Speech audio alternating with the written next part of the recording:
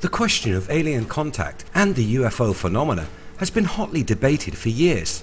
A concerted effort has been made to paint those that believe in the existence of life elsewhere in our galaxy and beyond as crazy oddballs locked in a basement, attributing every strange occurrence to the interference of aliens and the secret alliance with governments of the world. The truth could not be more different. The effort of government agencies to discredit the field of ufology has been immense. The coining of the phrase conspiracy theorist and the government debunkers' claims of people seeing nothing more than swamp gas has for years made most fearful of admitting that they believe. Disclosure has been what many have been calling for many years. This campaign offering some vindication to those that have joined the ever-increasing numbers of believers in extraterrestrials and their presence on our planet. Now, a former manager of the Department of Defense, amongst others, has stood up and confirmed UFOs are real. T-minus 10, 9, 8, 7, 6, 5. All good up and burning. 2, 1, 0, and liftoff. The final liftoff of Atlantis. Shoulders of the space shuttle. America. Welcome to IF, videos on mystery and history. Hit that subscribe button and ring that bell to never miss a video again.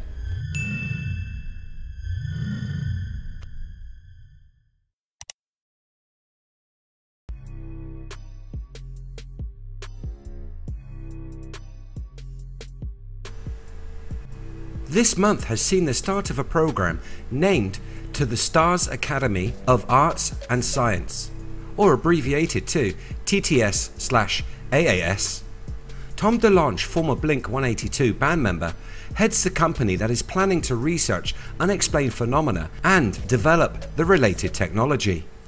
This because he believes that governments have had access to alien technologies for decades, and that these technologies could break the world free of its energy crisis.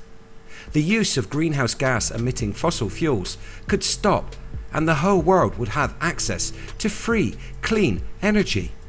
And I guess his company would make a tidy little profit due to the fact that Delonge has aligned himself with the people that are said to have had access to this hidden technology and would most likely lead the development of its use around the planet. So who has Mr. Delonge found that would reveal such a big secret? And what credentials do they boast? Those who spoke on the recent livestream from the company have ties to the military and secretive public companies. Luis Elizondo was a senior career intelligence officer. He served as the director for the National Program's Special Management Staff in the Office of the Secretary of Defense. He is also the former director of programs to investigate unidentified aerial threats for the Office of the Secretary of Defense. This man was the source which Delonge has been talking about publicly for some time. He has appeared on many shows and in articles, but had always kept the identification of his whistleblower a secret. We now know that this was Elizondo. In fact, he is credited with the idea of starting the project. The day after he resigned from his position at the DoD, he approached the former rocker. He told him of the collection of unclassified data and documentation he had. This is the information that will be released through the Academy's online community of interest, in collaboration with the US government in the near future.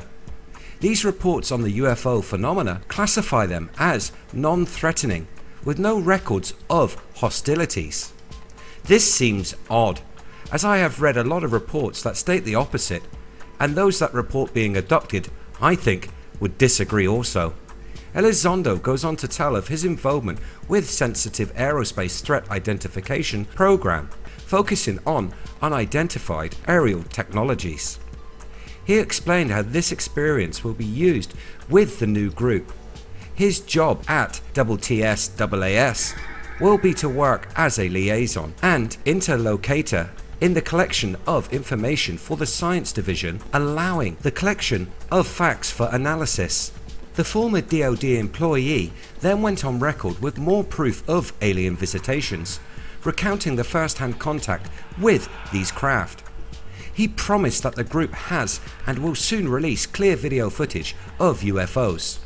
This video would not be the usually grainy, distant clip shot by amateurs, but official government video with correlating data.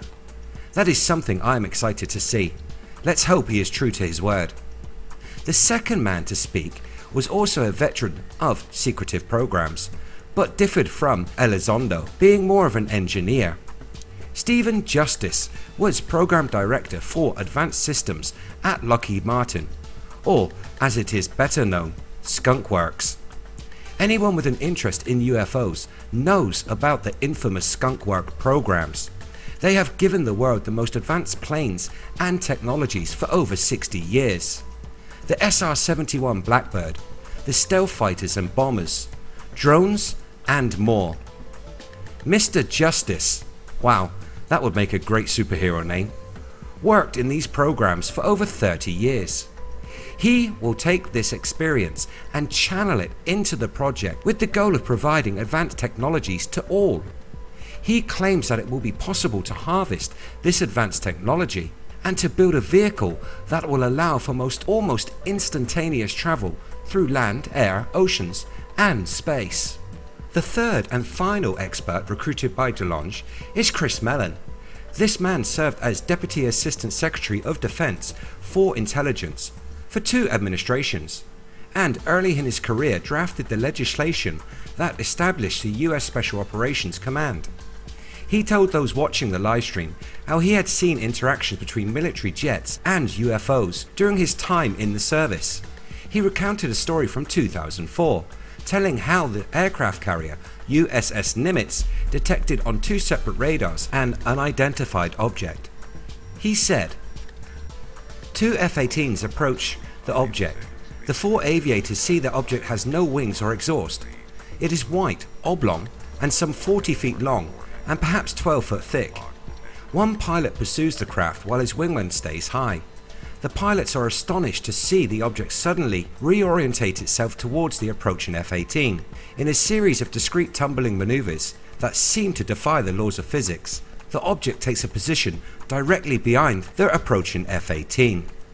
The lengthy event occurred in broad daylight off the California coast, and the gun camera footage was taken. At one point the object went from hovering at 80,000 feet to dropping at supersonic speeds and came to a complete stop at 50 feet above the ocean. More F-18s are dispatched, but with similar results, Mellon stated. The secret machine easily evades the F-18s. Dozens of military personnel aboard the various planes and ships involved are privy to these interactions.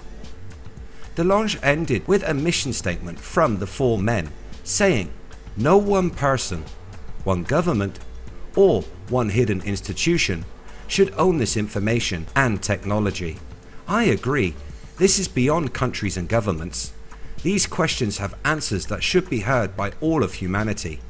We must become unified globally. We are all earthlings, humanity, a collective species, a group that must work together for our own betterment, especially now that we know there are other entities out there. Luis Elizondo and others have confirmed that UFOs are real. They exist and they have been officially documented. Can anyone argue with this fact now, given where these men come from and what they know? Let me know your thoughts in the comments below. If you enjoy what we do here on the channel, please hit that subscribe button, like and share. You can find us across social media by searching We Are If. Thanks so much for watching. See you next time.